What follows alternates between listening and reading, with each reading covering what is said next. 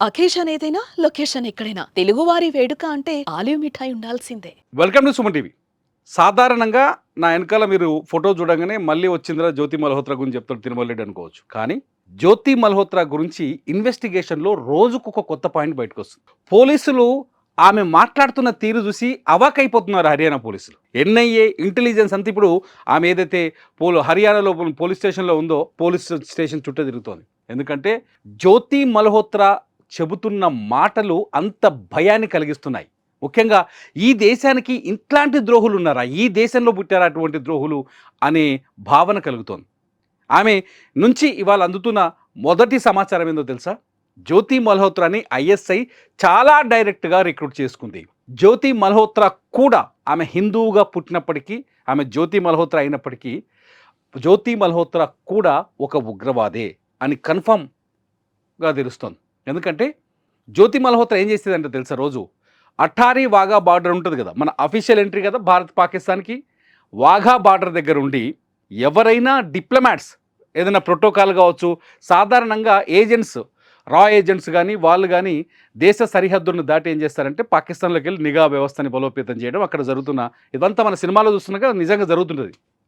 అయితే ఇటువంటి ఏజెంట్స్ పాకిస్తాన్లోకి ఎవరెవరు ఎంటర్ అవుతున్నారో ఆ డీటెయిల్స్ పంపించమని ఐఎస్ఐ జ్యోతి మల్హోత్రాకి అతిపెద్ద అసైన్మెంట్ ఇచ్చింది. అందుకనే ఆమె అంత ధనవంతురాలుగా మారిపోయింది. అందుకనే ఇన్ని దేశాలు తిరగగలిగింది, అన్ని పైసలు ఖర్చు పెట్టుకోగలిగింది. అంత లగ్జరీ లైఫ్ ఏడుకు పోయినా 5 స్టార్ 7 స్టార్ హోటల్లో ఉంది ఆమె. ఒక్కసారి ఆమె ఎక్స్పెన్సెస్ హిస్టరీ తీస్తే పోలీసులు షాక్ అయిపోయారనమాట. ఆ అకౌంట్లో పైసలేంది, ఆమె ఖర్చు పెట్టిన పైసలేంది, ఆమెకి ఎక్కడికి వెళ్ళి వస్తున్నాయి పైసలు అని చెప్పేసి. సో ఐఎస్ఐ ఈ డబ్బులు ఇస్తూ వచ్చింది ఆమెకి. ఐఎస్ఐ ఏం చేసింది? ఎవరైతే అఠారీ వాఘా బార్డర్ ఉందో ఆ బార్డర్ నుంచి బార్డర్కి ముందు వరకు మన ఏజెంట్స్ అయినా కొంత ప్రోటోకాల్తో వస్తారు కదా, ఎవరెవరు ప్రోటోకాల్తో వస్తున్నారో వాళ్ళ డీటెయిల్స్ నాకు ఇవ్వండి అని అప్పచెప్పింది. ఆ చార్ట్ వివరాలు కూడా ఇప్పుడు సోషల్ మీడియాలోకి వచ్చాయి. పోలీసులు రిలీజ్ చేశారు బయటికి, హర్యానా పోలీసులు. ఆ చార్ట్ వివరాలు చూస్తే మీకు అర్థమవుతాయి. ఇదొకటే కాదు, జ్యోతి మల్హోత్రాకి ఐఎస్ఐ ఇచ్చిన రెండో అసైన్మెంట్ ఏంటంటే భారతదేశంలో ప్రముఖ ఆలయాల్ని ఆమె సందర్శించాలి. ఆలయాల్ని సందర్శించి ఆ ఆలయాల్లోకి సంబంధించిన 360 డిగ్రీస్ వీడియోస్ రికార్డ్ చేయాలి. వాటి సమాచారాన్ని తెలుసుకోవాలి, అక్కడ సెక్యూరిటీ వ్యవస్థల గురించి తెలుసుకోవాలి. ఆ డేటా అంతా ఐఎస్ఐ అందిస్తే ఐఎస్ఐ దాన్ని దగ్గర పెట్టుకొని భారత్పై దాడికి కుట్ర చేస్తుంది, లేకపోతే ఆలయాలపైన దాడికి కుట్ర చేస్తుంది. ముఖ్యంగా హిందూ ఆలయాలని టార్గెట్ చేసి జ్యోతి మల్హోత్రాని హిందూ ఆలయాలని విజిట్ చేసే విధంగా ఒక కొత్త ప్లాన్ గీసింది ఐఎస్ఐ అనేది ఇవాళ ఆమె విచారణలో బయటపడుతున్న విషయం. ఎంత ప్రమాదకరం చూడండి. మూడో టాస్క్ ఏంటంటే జ్యోతి మల్హోత్రాకి తనలాగా ఎవరైతే యూట్యూబర్స్ ఉంటారో, ట్రావెలర్స్ ఉంటారో, ట్రావెలింగ్ వీడియోలు చేసే యూట్యూబర్స్ ఉంటారో వాళ్ళని వెతికి పట్టుకొని వాళ్ళని ఈ ముసుగులోకి లాగడం. అంటే ఐఎస్ఐకి పరిచయం చేసి వాళ్ళకి డబ్బులు ఇప్పించి వాళ్ళ ద్వారా డబ్బులు ఇచ్చి రిక్రూట్ చేయటం. అంటే ఇంకొక గూఢాచారిని రిక్రూట్ చేయటం జ్యోతి మల్హోత్రాకి ఇచ్చిన మూడో అసైన్మెంట్. అంటే ఫస్ట్ అటారీ బార్డర్ నుంచి ఎవడెవడు వస్తున్నాడో ఏజెంట్స్ గుర్తించడం. రెండోది వచ్చేసి టెంపుల్స్, ఇండియాలో ఉన్న హిందూ టెంపుల్స్ని, ప్రముఖమైన హిందూ టెంపుల్స్ని ఐడెంటిఫై చేయడం.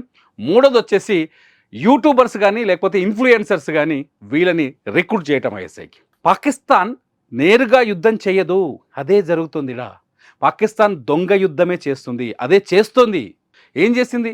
నిజంగా ఇప్పటికూ ఎన్ఐఏ కానీ లేకపోతే మన ఇంటెలిజెన్స్ కానీ చాలా స్పష్టంగా చెప్తుంది.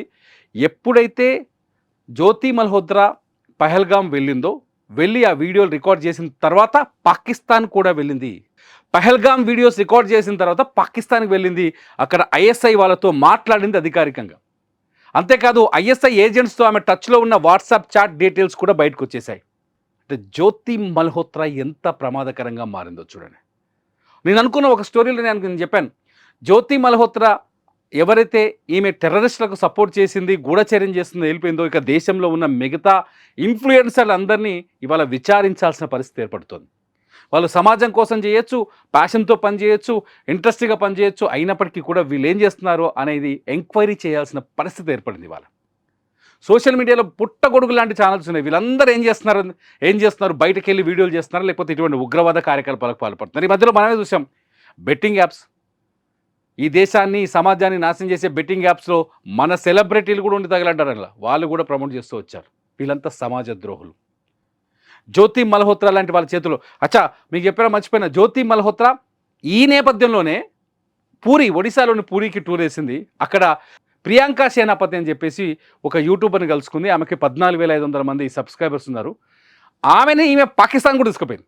ప్రియాంక సేనాపతి ఇంకా ఉచ్చులో ఇరుక్కోలేదని తెలుస్తోంది. అక్కడ ఇన్వెస్టిగేషన్ నడుస్తుంది, ఇంకా అప్డేట్ రావాలి. ప్రియాంక సేనాపతి ఫాదర్ చాలా స్పష్టంగా చెప్తున్నారు, మా అమ్మాయికి ఏమైనా సంబంధాలు ఉంటే మేము విచారణ సహకరిస్తామని చెప్పేసి. అంటే ప్రియాంక సేనాపతి లాంటి వ్యక్తుల్ని ఐడెంటిఫై చేసి వాళ్ళకి డబ్బు ఎరవేసి వాళ్ళని పాకిస్తాన్ టూరిజం తీసుకెళ్ళి అక్కడ ఐఎస్ఐ తో పరిచయాలు ఏర్పాటు చేసి వాళ్ళకి డబ్బులేసి వాళ్ళ ద్వారా ఈ దేశ రహస్యాల్ని పంపించడం అనేది జ్యోతి మల్హోత్రా ముందున్న టాస్క్. ఎంత సిగ్గులేని ఇంకో విషయం ఏం చెప్పనా, అస్సలు భయపడట్లేదట పోలీసులు అడుగుతుంటే. నాకు వాక్ స్వాతంత్రం ఉంది, నన్ను ఎట్లా ప్రశ్నిస్తారు మీరు అంటుందండి పోలీసుల్ని. ముదిరిపోయిన మాటలే కదా ఇవి.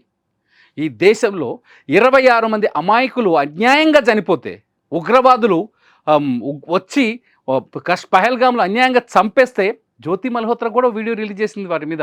మనం కాశ్మీర్కు వెళ్ళాలా వద్దా అని ఆలోచించుకోవాలి అని. అంటే ఈ దేశాన్ని నాశనం చేయాలనే ఆలోచన జ్యోతి మల్హోత్రా బ్రెయిన్లో చాలా స్పష్టంగా ఉంది. ఇటువంటి జ్యోతి మల్హోత్రాలు ఇంకా చాలామంది ఉన్నారు. ఇప్పటికో 11 మంది దొరికారు.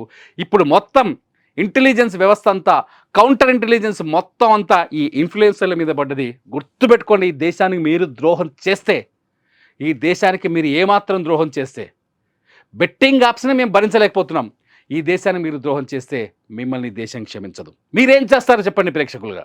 ఇటువంటి దేశద్రోహుల్ని మీరేం చేస్తారో ఈ వీడియో కింద కామెంట్ చేయండి. చూస్తూనే ఉండండి సుమన్ టీవీ.